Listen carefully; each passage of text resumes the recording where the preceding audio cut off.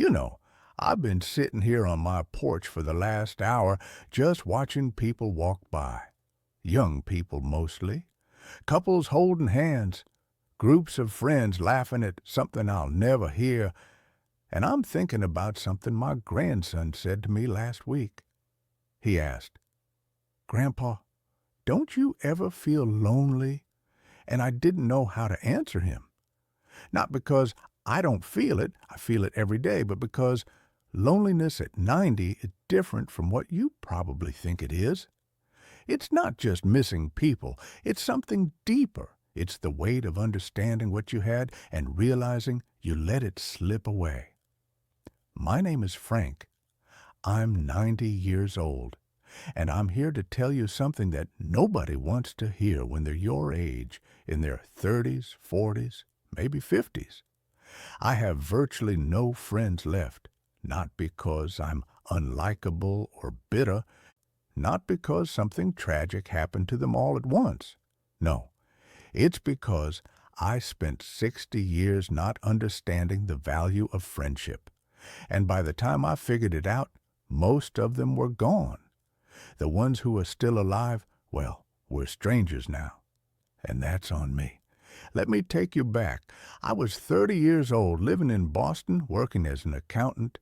Good job, decent salary. I had friends back then, real friends. There was Tom, who I'd known since college. We'd grab lunch once a week, always the same deli on Hanover Street. There was Marcus, who I'd play basketball with on Thursday nights. There was Jerry and his wife Linda. We'd double date, go to movies, just spend time together without it needing to be some big event. But here's what happened. I got promoted. The job demanded more, longer hours, more responsibility, a lot more pressure to prove myself. And I made a choice, not a conscious one, understand me. It wasn't like I woke up one morning and said, "I'm going to abandon my friends." It was slower than that. Insidious. First, I couldn't make Thursday basketball. Too tired. Then lunch with Tom became every other week. Then once a month. Then it was just a text message on his birthday. "Hope you're doing well, buddy. Let's catch up soon." We never did. The thing about friendship is, it's fragile in a way nothing else is. Your marriage has paperwork. Your family has obligation. Your work has a paycheck. But friendship survives only on one thing: time, attention, deliberate choice. And I stopped choosing. I was 35 when Marcus got married. I was the best man. Beautiful ceremony. And I remember thinking at the reception, I'll be there for all of this. We'll stay close. But by his first kid's birthday party, I was too busy. By his second kid's graduation, I'd already missed 10 years of his life. When I was 40, Tom tried to reconnect. He called me at the office. I was in a meeting. Important one, I told myself. I called him back a week later, but he was at work. We played phone tag for another month, and then it just stopped. He'd reached out, but I'd failed to reciprocate in a meaningful way. And people understand that language. People learn not to keep reaching out when the reaching is never met halfway. By 50, I'd convinced myself I was perfectly fine. I had work friends. We'd have drinks sometimes, talk about the latest project, complain about our boss.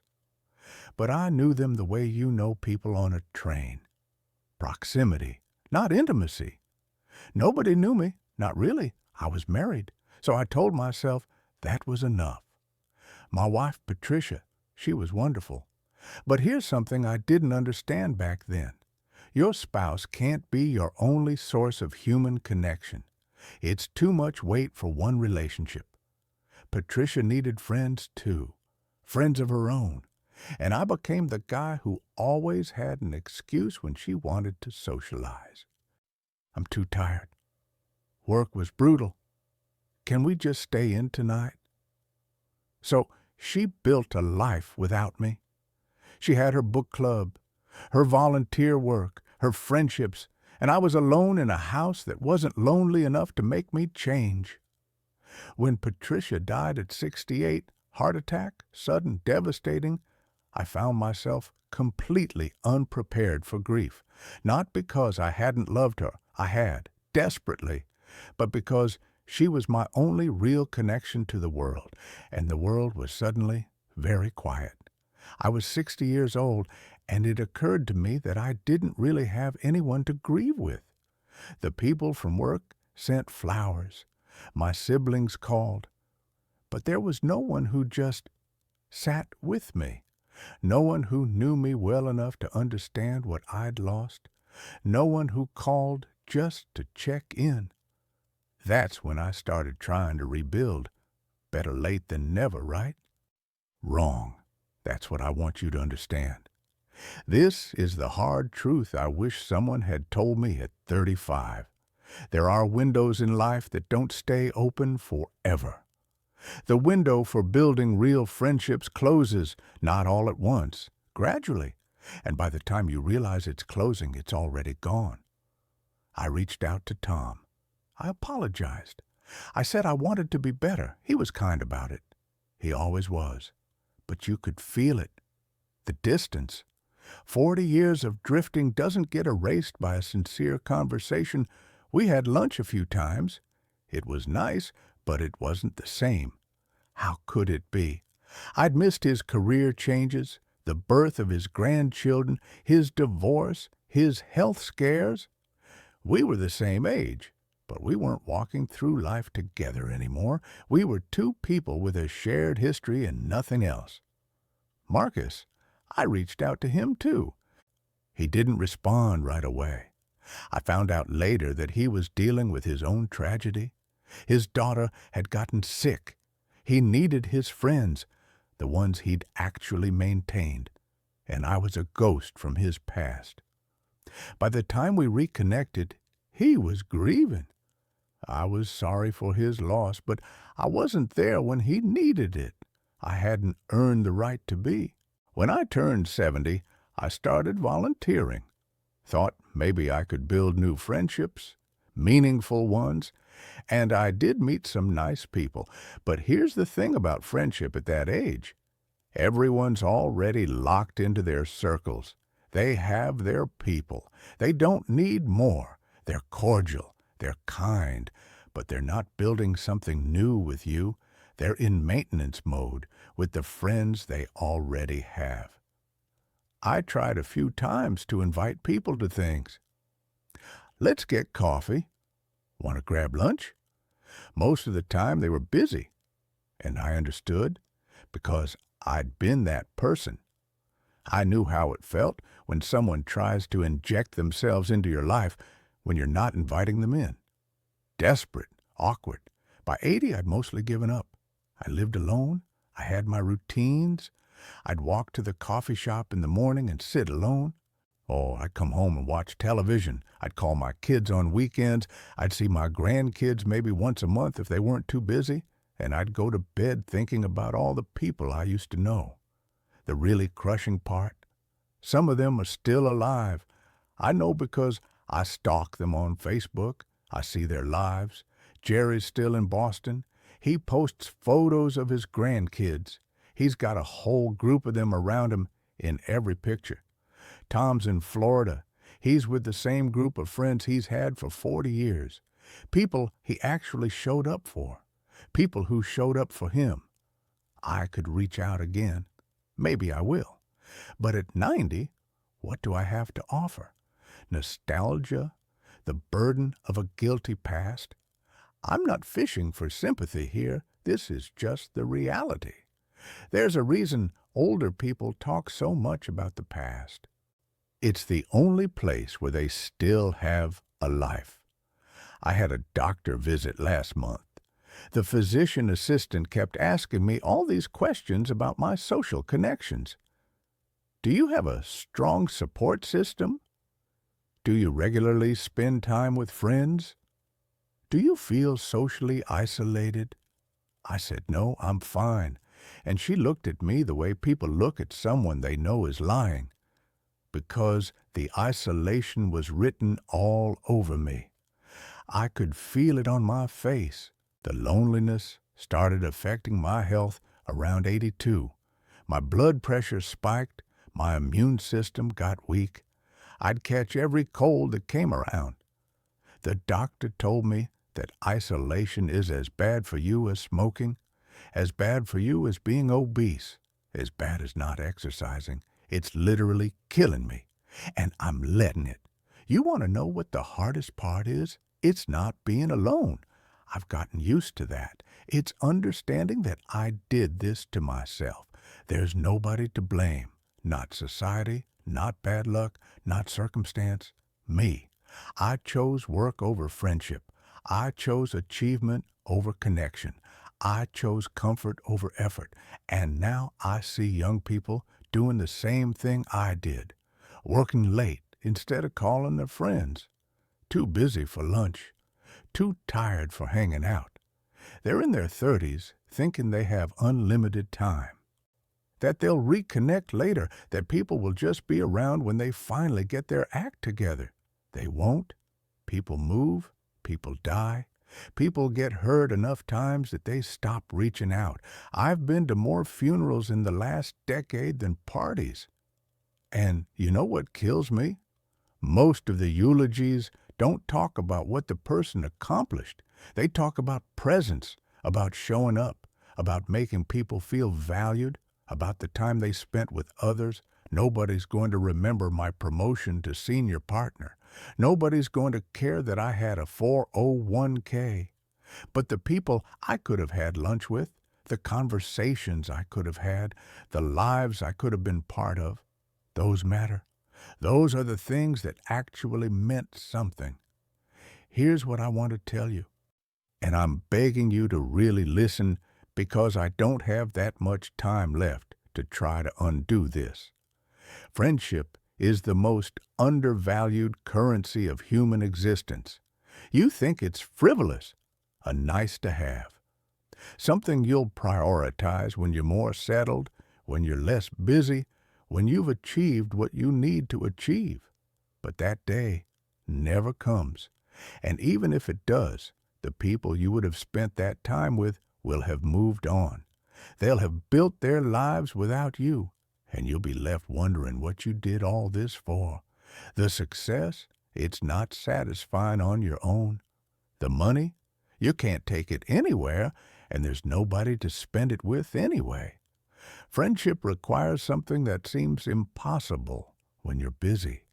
It requires you to think of other people, to remember their birthdays, to check in when they're quiet, to make plans and actually follow through, to be vulnerable and honest, to show up when it's inconvenient, to say, I miss you, and actually mean it.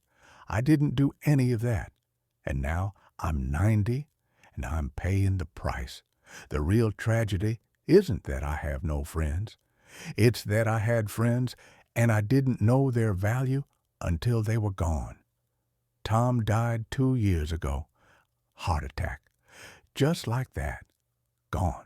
I went to his funeral. His kids were there, his grandkids, his actual friends from the last 40 years, people I'd never met. And I sat in the back like a stranger, because I was a stranger. That funeral broke something in me that never healed. Marcus is still alive, but he's in a home now, early dementia. When I visited last month, he didn't recognize me. He knew his wife. He knew his kids. He knew his real friends when they came to visit. But me? I was a kind nurse in his mind. He thanked me for taking care of him. It would be funny if it wasn't so sad. Do you understand what I'm telling you? The window closes, quietly, without announcement, and one day you wake up and you realize you're alone. I want you to listen to me now. Stop whatever you're doing, whatever deadline you're working toward, whatever goal you're chasing, whatever achievement you think you need to accomplish. None of it matters as much as connection. None of it. If you have a real friend, not just someone you follow on social media, but someone you've actually spent time with, someone who knows you. Call them. Don't text. Call. Hear their voice. Make plans. Show up. And don't make it transactional. Don't say, let's catch up, and then spend the whole time complaining about work. Actually connect. If you've drifted from someone, if there's a friend you used to be close to who you haven't talked to in months or years, reach out. Not with guilt, not with explanation, just with honesty. I miss you. I was wrong to let this slip. Can we try again? Some of them won't respond.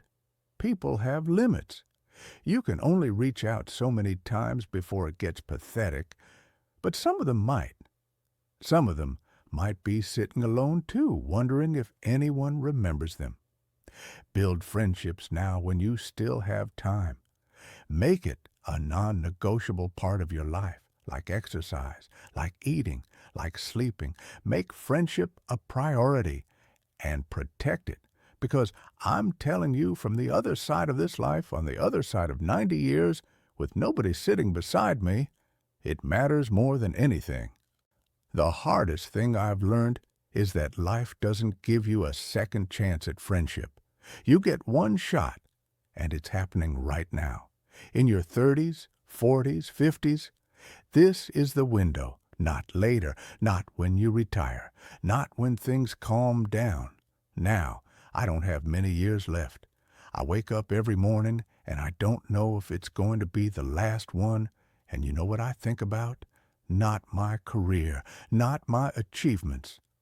I think about Tom and our lunch dates. I think about Thursday nights playing basketball with Marcus. I think about all the conversations I never had, all the moments I missed. Don't be me. Please don't be me. I'm 90 years old, and I have no friends left, and it's the deepest regret of my entire life. So here's my question for you. Who's calling you right now? Who's waiting for you to reach out? Who do you miss? Don't think about it. Don't make a plan. Call them today. Tell them you love them. Make plans that you'll actually keep. Because friendship is the only thing that survives death. Not money, not status, not achievement. Only the love you give and receive. Your time is running out. Mine already has. Don't waste it the way I did.